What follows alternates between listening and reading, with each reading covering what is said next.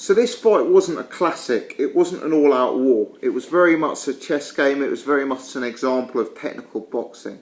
I really enjoyed it. I thought it was edge of the seat stuff, you know. It's not going to go down as a Gatti Ward type of fight. It's probably not going to live long on the memory for most fans. But there was some high level stuff in there.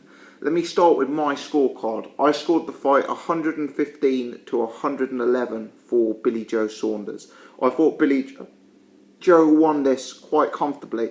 As I said in my prediction video, I thought that Billy Joe Saunders would win the fight, and that whilst the scorecards would be relatively close, it would be a definite win for Billy Joe Saunders. And I think that is what happened here. You know, Billy Joe, for me, won 7 of the 12 rounds, and the scorecards are slightly wider than that based on the fact that obviously he scored 2 knockdowns over Andy Lee.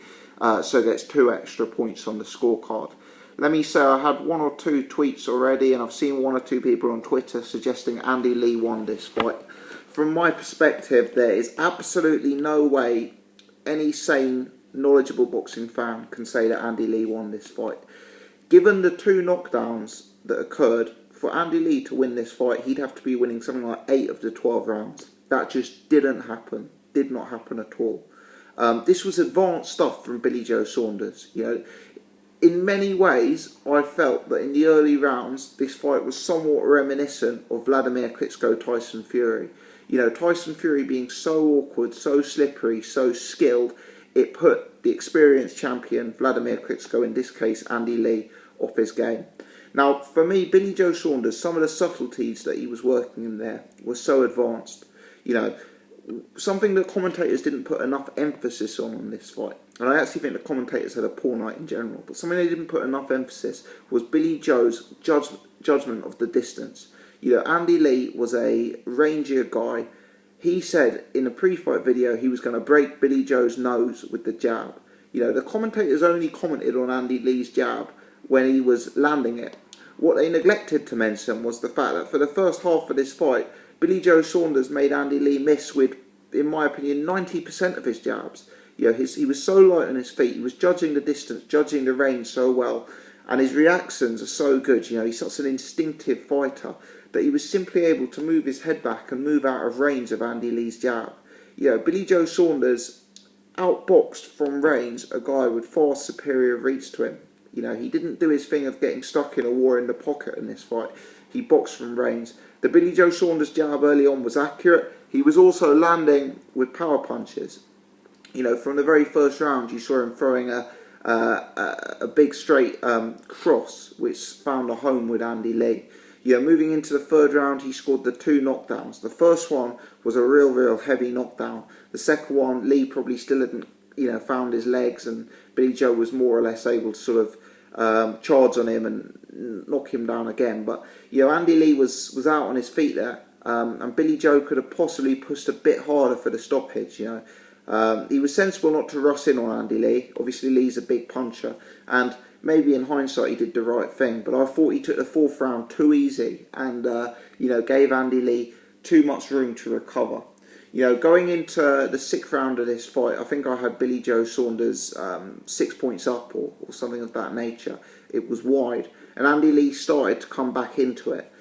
For me, Billy Joe Saunders didn't fade in this fight like we've seen him fade in other fights. That's for 2 reasons. One, the fight was fought at a slightly slower pace. Billy Joe didn't push as hard in the early rounds as he did in the likes of the Eubank fight or the Ryder fight. 2, Billy Joe was in better condition. But one thing I can say and give credit to Andy Lee for is his conditioning, his desire, because he came on strong. In the 11th and 12th rounds, he was really pushing the pace, having fought for 10 rounds and having been knocked down twice. So credit to Andy Lee, he showed the heart of the champion.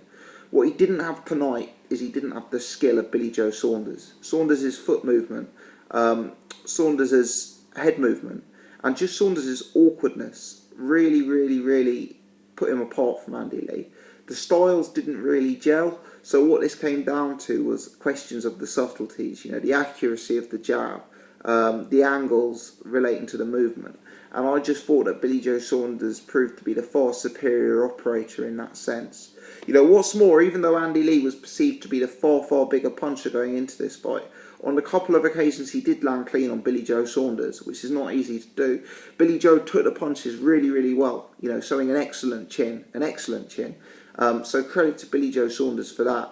Yeah, all in all, I thought it was quite a comfortable win. I had Billy Joe, I think I still had him 6 points up after 10 rounds. I mean, I scored him 115, 111, so I had him 4 points up at the end. And I think he was right, really, just to coast the last 2 rounds and try and stay out of the pocket, stay out of a war and move.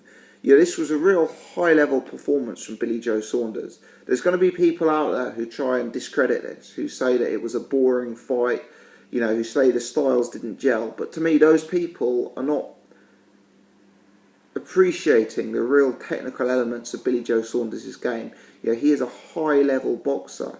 He is one of the most high-level boxers we have in this country at present. Him and Tyson Fury really putting out top-notch technical performances of late. And for me, this puts Billy Joe right towards the top of the middleweight division. Obviously, Golovkin's number 1, but Billy Joe Saunders has put himself in the mix for the number 2 name in the division with this performance. I thought it was an excellent fight from Billy Joe. I think he's shown he can deal with the step up to this level, and there's going to be some very, very big fights. For those who want to know, definitely on this performance, I'm picking Billy Joe to beat Chris Eubank Jr. to have a rematch.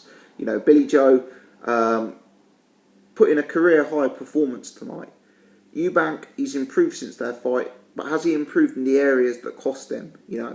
Once again, the reason Andy Lee was so inhibited in the early rounds, people always think people start slow against Billy Joe Saunders. Trust me, it's not that people always tend to start slow against Billy Joe Saunders. It's that he's so awkward and so skilled, he takes your game away from you.